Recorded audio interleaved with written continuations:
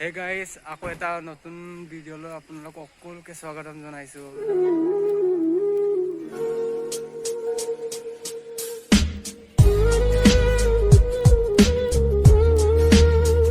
তো গাইজ, আজি ব্লগটো হৈছে কোনোবা ভাবে আমাৰ অসমত চাবলগীয়া বস্তু বা কৃষিচিহ্ন বস্তুবিলাক নাই বুলি ভাবে। তো ঠিক তেনেকৈ এটা পুৰণি এখন ঠাই লৈ আহিছোঁ। তো সকলোকে দেখুৱাব চেষ্টা কৰিম, চাব সকলোৱে। এতিয়া ভিডিঅ'টো আৰম্ভ কৰোঁ। গাইজ, বহু দিনৰ মূৰত মই আহিছোঁ বাসুদেৱ থানলৈ। আগতে আহিছোঁ, কেনেকুৱা হৈ আছে এতিয়া নাজানো বাৰু ভিতৰত। এতিয়া বলক ভিতৰত যাওঁ। বাসুদেৱ থানটো আছে আমাৰ লখিমপুৰ ডিষ্ট্ৰিক্টৰ ভেবেজীয়া নামৰ এখন ঠাইত আছে। তো যদি কোনোবা চোৱা নাই, আহিব সকলোৱে চাবলৈ আহিব। মই এতিয়া ভিতৰত সোমাই আহিলোঁ। মই এতিয়া ধূপকাঠি আৰু চলাই আৰু এনেকৈ কিবাকিবি এটা লৈ লৈছোঁ মন্দিৰত জ্বলাবলৈ। তো চাই থাকিব সকলোকে ৰিকুৱেষ্ট কৰিছোঁ মোৰ ফালৰ পৰা। বলক তেন্তে ইয়াত সোমাই আহিছোঁ। মই গম পাইছোঁ গাড়ী পাৰ্কিঙো আছে। তো বহুত ভাল লাগিছে, পুলিচো আছে ইফালে।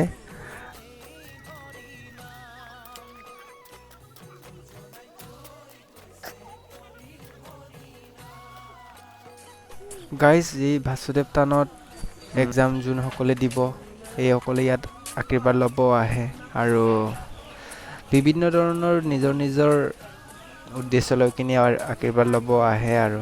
তো মোৰ বিশেষ উদ্দেশ্যটো নাই, মোৰ উদ্দেশ্যটো হৈছে ব্লগ বনোৱা। তো ব্লগ বনাব আহিছোঁ মই। তো ব্লগ এতিয়া মন্দিৰৰ ছেকেণ্ড গেটটো এইটো বহুত ধুনীয়াকৈ বনাইছে।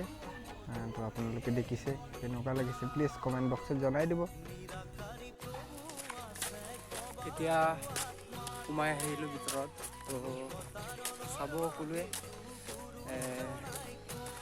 আমাৰ পুৰণি এখন ঠাই এইটো বাসুদেৱ থান।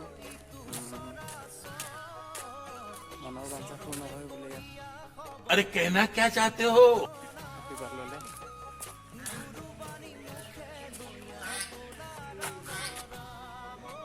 মন্দিৰটোৰ ভিতৰত চাবলৈ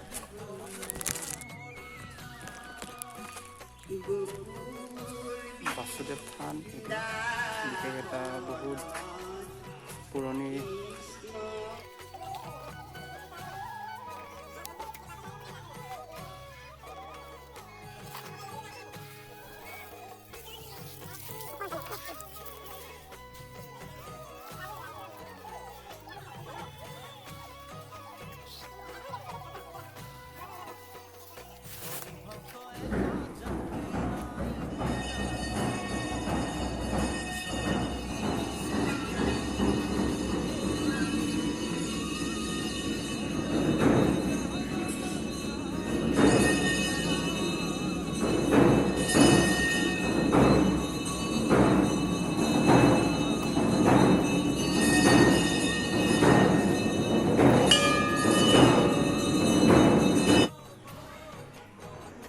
চাকি জ্বলালোঁ, ধূপকাঠি জ্বলালোঁ।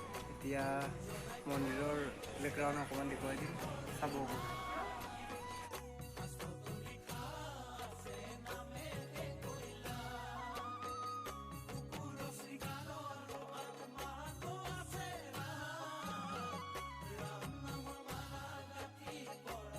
আমাৰ মেইন মন্দিৰটো এইটো হয়। মেইন মন্দিৰৰ বিশেষ মূৰ্তিটো ভিতৰত আছে। তো মানুহ ভিৰ আছে, দেখুৱাব নোৱাৰিলোঁ।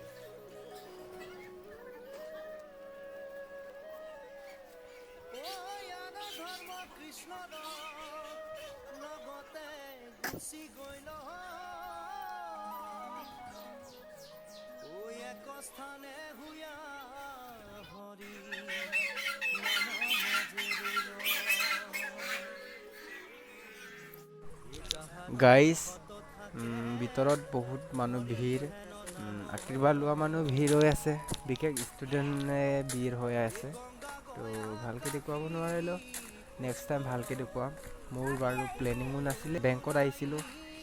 তো গাইজ এতিয়া মই ওলাই আহিলোঁ, কেনেকুৱা পালে প্লিজ জনাই দিবা, আৰু যদি ভাল পালে তেন্তে কি কৰিব লাগে নিশ্চয় গম পাইছে, আৰু ছাবস্ক্ৰাইব কৰি দিবা, যিমান পাৰে শ্বেয়াৰ কৰি দিবা। এতিয়া বৰ্তমান আমি আহিলোঁগৈ বাসুদেৱ থানৰ পৰা। বাসুদেৱ থান জেগাটো ইমানতে আছিলে আজিৰ ব্লগটো। যদি চাই ভাল পালে তেন্তে প্লিজ লাইক কৰিব, কমেণ্ট কৰিব, ছাবস্ক্ৰাইব কৰিব, আৰু যিমান পাৰে শ্বেয়াৰ কৰিব।